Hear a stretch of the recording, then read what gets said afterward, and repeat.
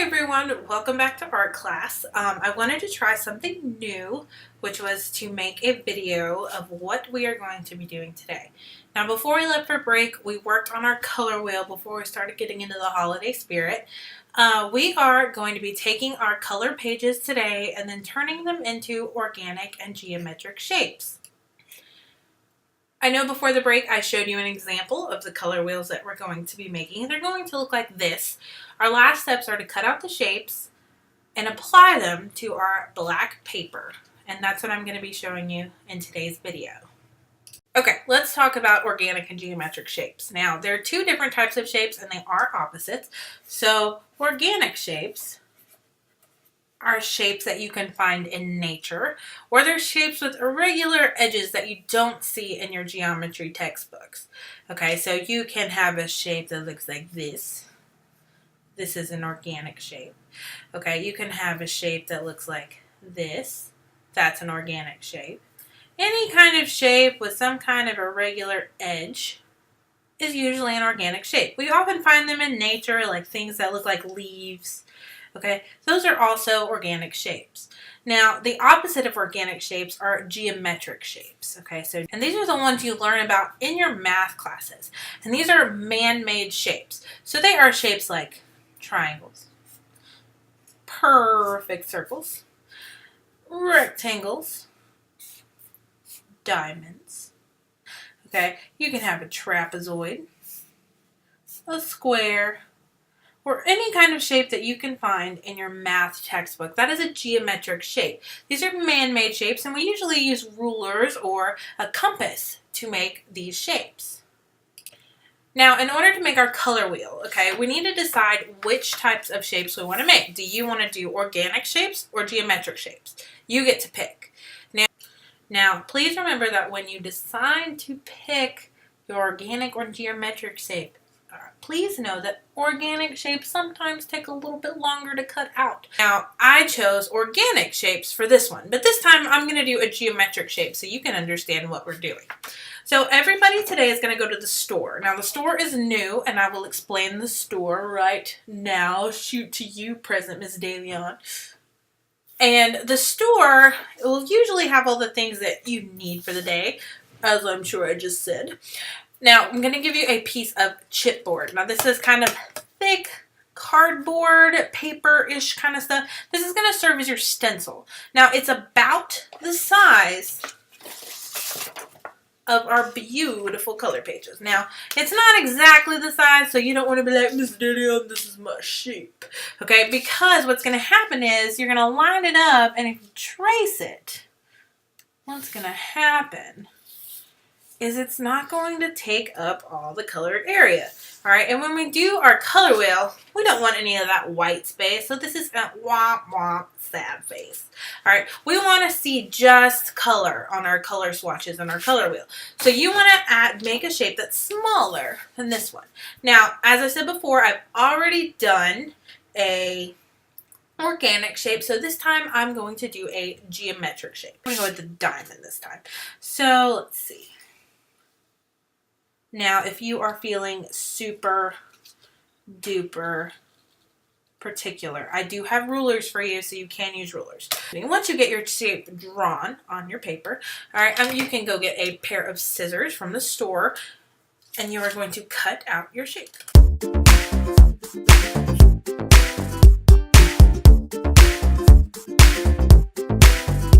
Now, all of these scraps you can put in the trash can by the door, and now I have my shape. So, the next step is with a pencil. Okay, I'm going to do this with a pencil just like you. I was using a marker so that you could see, but now I'm using a pencil. With a pencil, I'm going to go inside of my colors, and I am going to trace my shape. Now, try to hold on to your shape really tight so that it doesn't move, so you get a perfect shape. Now, if you notice, I put my shape in the middle of my swatch. That is the best idea, because if you put your shape over here, you will not have a solid color, my friends. So, we are going to trace. And I'm going to keep tracing, and I'm going to fast forward to when I'm done. Get ready.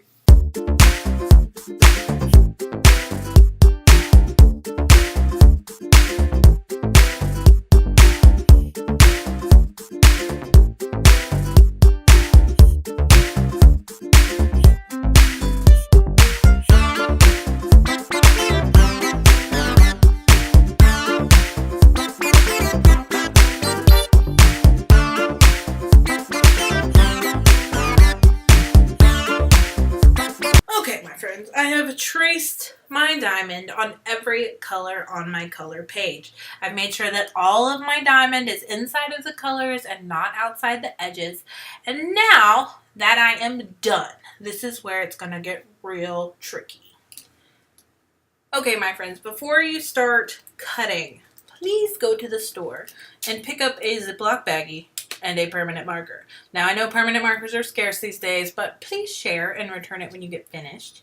All right, please write your name on your baggie. This is just in case you do not get finished today. Okay, so Miss Leon, I'm in art class all day. Okay, write your teacher's name for me.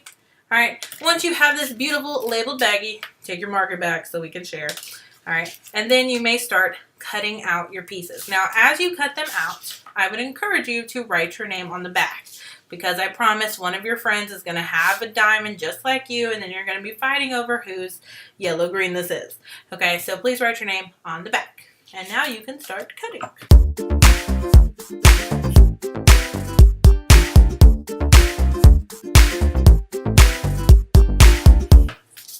Now, once you get it done, this is my first one. I'm going to write my name on the back with pencil.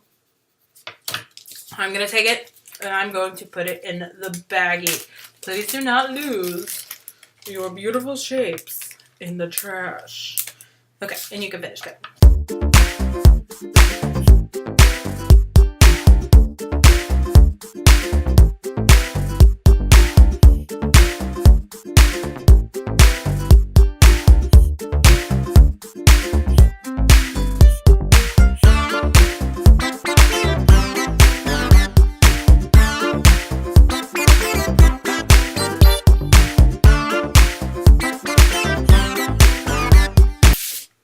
Now, my friends, I have cut out all of my tertiary colors. If for some reason it is time to clean up, okay, keep your paper just like this. I want you to do me a favor and flip it over.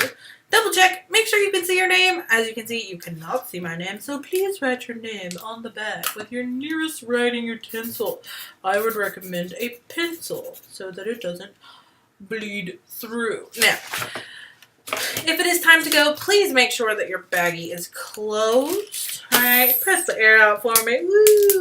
All right, and then you will turn it into the bucket at the front where I will be telling you where to put everything up. But if you are not out of time, all right, I want you to finish cutting and then I'll show you what to do.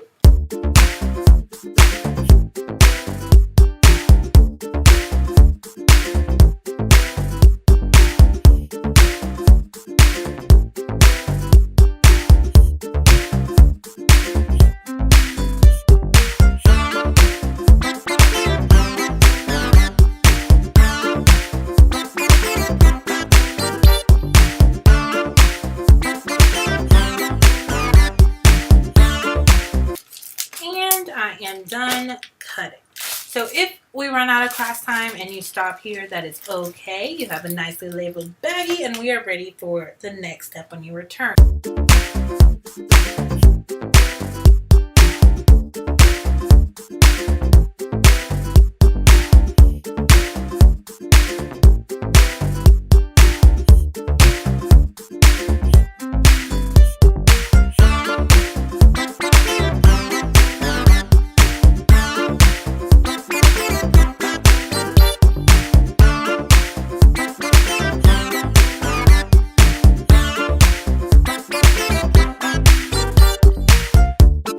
Now our next step is to assemble our organic or geometric shapes on our black piece of paper into a color wheel.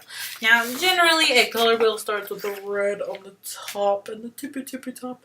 Okay, and let me show you how we're going to do this. Now, before we begin assembling, I would like to review very quickly.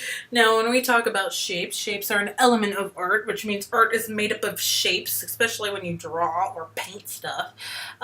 There are two different types of shapes. There are organic shapes, which have irregular edges and can be found in nature. And we have geometric shapes. Geometric shapes are man-made. We use rulers or compasses to make them beautiful and perfect. They have straight edges, and they can be found in your math textbook. You should have selected organic or geometric shapes for your color wheel. Now, Today I will give you a black piece of paper. It will be 1 foot by 1 foot long. Please pick one up from the store. You only need one, I promise. Do not write your name on the front. Please write your name on the back. Alright, and before we begin, you will need your Ziploc baggie, if you don't have it already, with all of your beautiful shapes. Now, I hope they're all of yours. Ooh, let's wait for we. Now, you'll take your colors and start flipping them over. The first step is to arrange all of your colors. We're not going to glue just yet. We have to get all of our colors in the right order. Now, we do want our colors to make a circle or a wheel. It is called a color wheel because the colors blend together as they go around. I like to start with red. Red always goes at the top. Now, you can play around with how you want your shapes to be displayed. Now, the next color I usually do is blue and yellow. They usually make kind of a triangle on the color wheel. Okay, so they're going to go about right here. Now, I want you to think about your secondary colors next, all right? So we have our primary colors, red, blue, and yellow. Our secondary colors are orange. Now, make sure that it's not red-orange. This looks like red-orange. Okay, make sure you have orange. Now, orange always goes in between red and yellow. Now, our next secondary color is green. I want you to double check. We have lots of greens right here. Make sure it is green and not blue-green or yellow-green. So I'm going to take my green. And my green always goes in between blue and yellow. Now, ladies and gentlemen, I'm sure you know what color blue and red make. Okay, that makes purple. So look at your colors and go blue, violet, red, violet, and violet. Okay, so we'll put violet in the middle of red and blue. Now, you have to get this kind of together. So you have our primary colors and our secondary colors. The next colors we're going to use are our tertiary colors, okay? And there are 6 of them, so there are a lot, but because we've already got this laid out, it'll be a lot easier to get it all together. So this looks like red-violet. So red-violet goes in between red and violet. This looks like blue-violet. It goes in between blue and violet. All right, then we have, let's see, what have we got here? We have blue-green and yellow-green. So blue-green is going to go in between green and blue because green and blue make blue-green. Then we have yellow and green. Yellow-green goes in the middle. Red-orange goes between red and orange. And yellow-orange goes in between there. All right, so ladies and gentlemen, my colors are laid out. I want you to figure out the way you want your shapes to be displayed. Now, you can get creative with the way you do it. You can do it like this. Okay, but whatever you do, it needs to make a perfect circle in the middle. This is a perfect circle.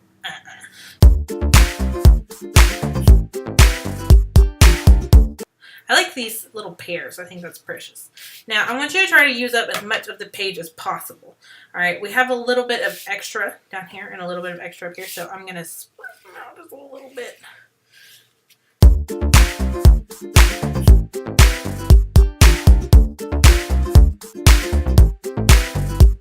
I'm just going through and showing you some different ways to arrange. Now, this is all up to you, okay? Remember my other one, it even did this where they overlapped. That is okay too. So figure out what you want for sure.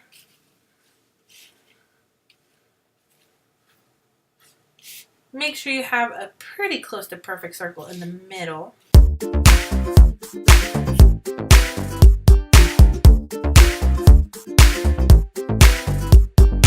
Okay, and then we're going to start gluing. That is your final step. Now, I know it's been a minute since we have used glue in here, but let me re-explain. Every table will have a tub that will be slightly bigger than this one. I'm at the Casa de Miss De Leon, which is my house, so I have a small tub of glue. Okay, now you're going to get these cheapo paintbrushes. I know they're cheapo, but I still like them for our glue. Okay, so you're going to dip, wipe on the lip so we're not dripping all over your black paper, because if it does drip on your black paper, it's not going to be fun. And you're going to paint the back. Dip, lip, paint. Try to get the edges. I give you a paintbrush because it makes it easier to get all the hard spots. And then place it down. And then I want you to hold for 10 seconds. Yes, I know, 10 seconds is an eternity, but by the time I finish talking, it should be stuck. Okay, now I want you to go around and glue all of the other pieces.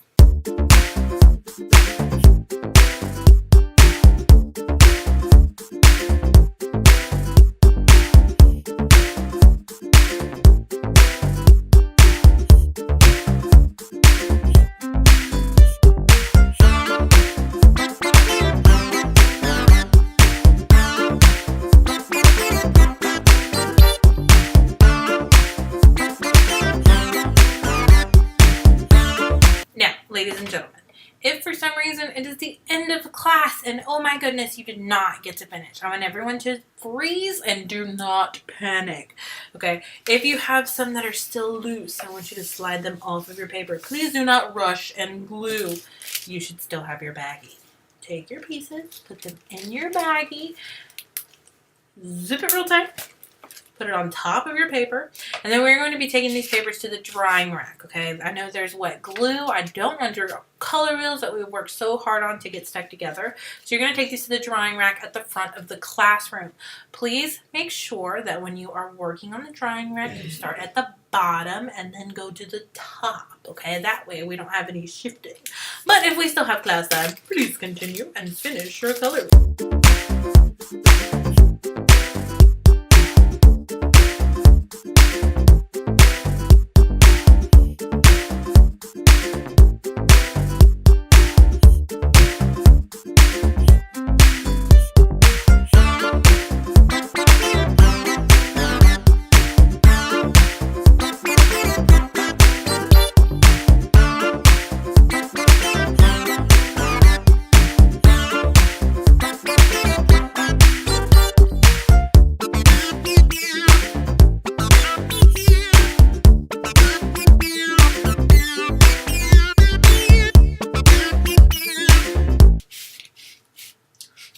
Ta-da! And now we have a very finished color wheel. If you have little spots of glue, just let them dry. It will be okay in the end.